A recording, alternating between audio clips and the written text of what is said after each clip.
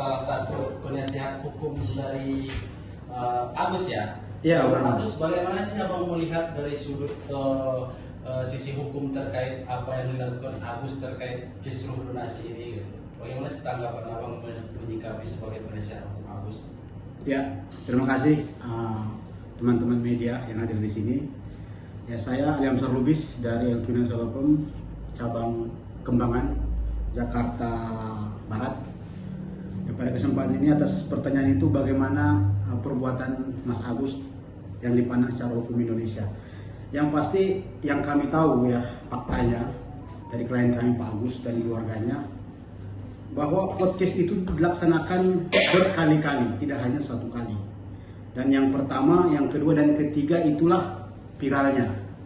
Nah, yang ketiga ini teman-teman semuanya, itu rekeningnya itu memang kesepakatan, bukan atas permintaan dari Mas Agus, dicantumkan di dalam podcastnya Denny Sumargo. Tapi kesepakatan antara Denny Sumargo, Mbak Nopi dan Mas Agus, sehingga rekening inilah yang dicantumkan di dalam keterangan di podcast itu, sehingga masyarakat langsung mendonasikan ke rekening Mas Agus. Begitu. Jadi sebelum ke podcast itu pun ya, itu Mbak Nopi memang menganjurkan bahwa uang itu tidak hanya pengobatan mata, tetapi untuk kesejahteraan dia juga. Termasuk Mbak Nopi menganjurkan supaya membeli mobil bekas, karena Mas Agus saat itu datang ke situ menggunakan mobil ini Google taksi. Jadi itulah yang dianjurkan.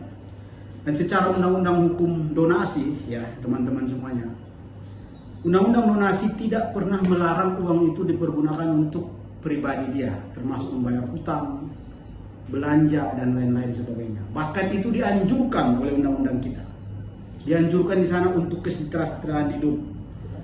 Kepentingan lahir dan batin dari si terdonasi itu pun perlu dipertimbangkan. Toh juga dari Mas Agus ya, memang sedang pengobatan, memang belum saatnya dilakukan operasi, makanya belum dioperasi.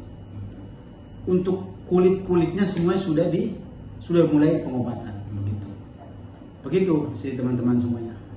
Kemudian ini kan sudah berjalan ke ke ranah hukum. Kemarin dari LQ Indonesia Hukum menghadiri Mabes Polri Pak ya, kemudian Polda Metro Jaya. Kira-kira apa sih yang dilaporkan waktu itu tentang? Ya, yang kami laporkan dari tim Indonesia LQ Indonesia Hukum ya, itu ada 3 LP di Cyber lantai 11 di Barreskrim Mabes Polri. Ya, ada 3 LP. Yang pertama terhadap saudara Nopi. LP itu atas konten mereka yang membuat klien kami tersinggung, termasuk mereka mengontenkan klien walaupun tidak menyebut nama, tapi seluruh masyarakat tahu bahwa yang dikontenkan itu adalah klien kami, Mas Agus. Mereka pakai kacamata, setelah itu pakai tisu dan mengolok-olok dengan gaya-gaya yang tidak baik, dan ahli lah nanti yang menjelaskan apa perbuatan itu ataupun konten itu melanggar undang-undang IT atau tidak gitu.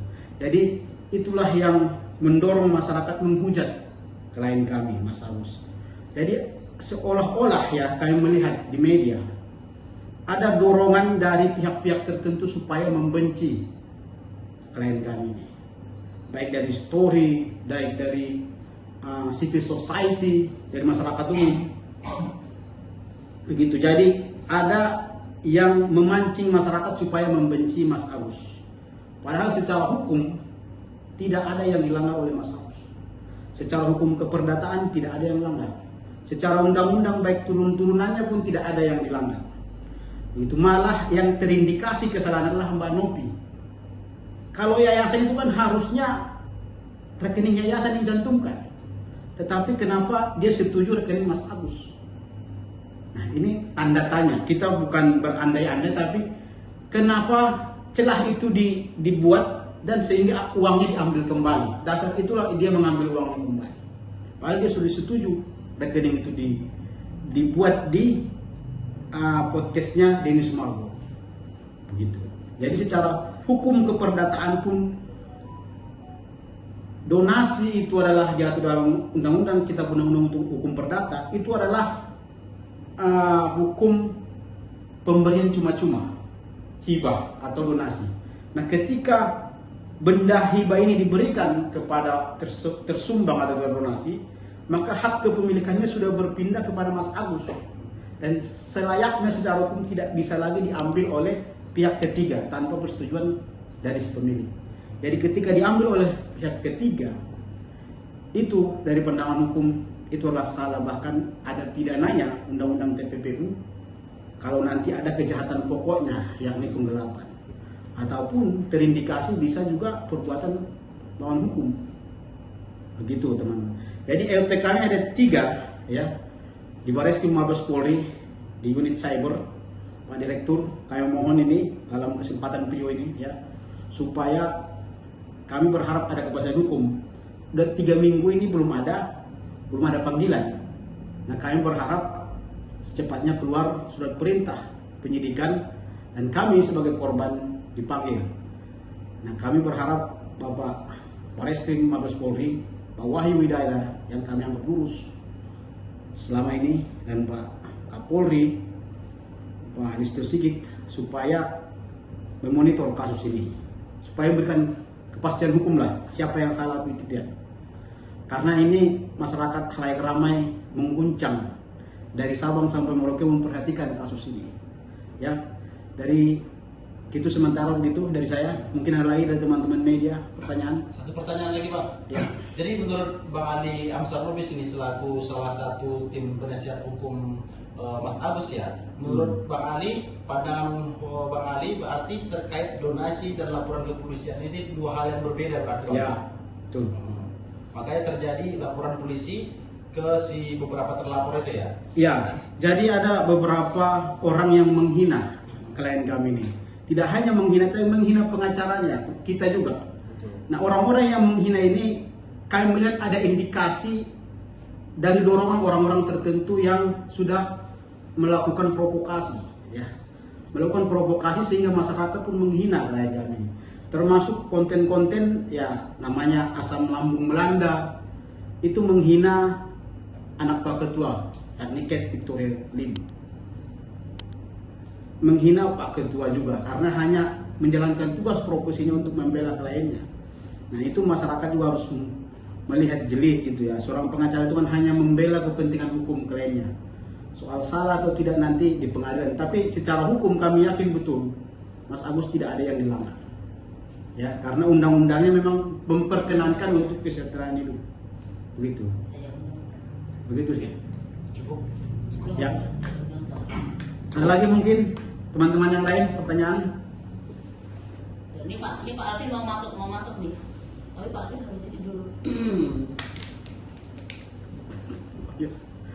Lubis. Ya. Jadi kedepannya seperti apa Bang Ali Amsar? Apakah ada nanti sinyal perdamaian dari pihak sebelah? Apakah dari LQ Indonesia Lopom selaku kuasa dari Mas Agus akan mengadakan perdamaian itu walaupun sekarang sudah terjadi beberapa laporan? Ya, kalau soal perdamaian itu nanti atas rembukan tim dan klien. Tapi dari pribadi saya sendiri, kita sih terbuka aja kalau memang nuansa musyawarah atau perdamaian itu terjadi. Tetapi kan hak klien kami ini harus dikembalikan dulu. Uang yang telah diambil 1 miliar dari rekening Mas Agus ke rekening yayasan itu harus dikembalikan. Tidak bisa ditahan di rekening yayasan itu. Nah, kalau ditahan begitu kan dia nggak bisa berobat. Begitu. Ada beberapa Itu yang terjadi saat ini, nggak bisa berobat dia. Satu lagi Bang, ada beberapa isu yang beredar di media sosial katanya Agus dengan pihak yayasan atau dalam hal ini yang diwakili oleh si Nopi telah berdamai. Betul informasi itu? Yang pasti kami dari penasihat hukum belum terinformasikan soal ini. Ini ada pertanyaan nih, kapan Novi di penjara? Penjarain Novi biar kapok kan dia. Kapan Novi di penjara? Kalau kapan ya LP yang di Bareskrim itulah nanti. Begitu teman-teman. Pak Alvin live dulu, Pak Alvin.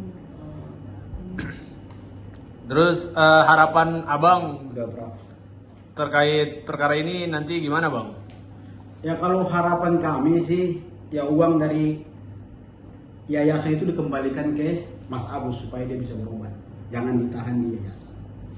Nah soal LP yang di Bareskrim Mabes Polri itu ya kami tegak lurus selagi mereka belum melakukan kekeluargaan atau musyawarah membuka diri, tapi kan mereka tidak membuka diri, bahkan mediasi pun Banopinya meninggalkan tempat mediasi begitu, sehingga kita buka tekanan karena ada pidananya membuat laporan polisi.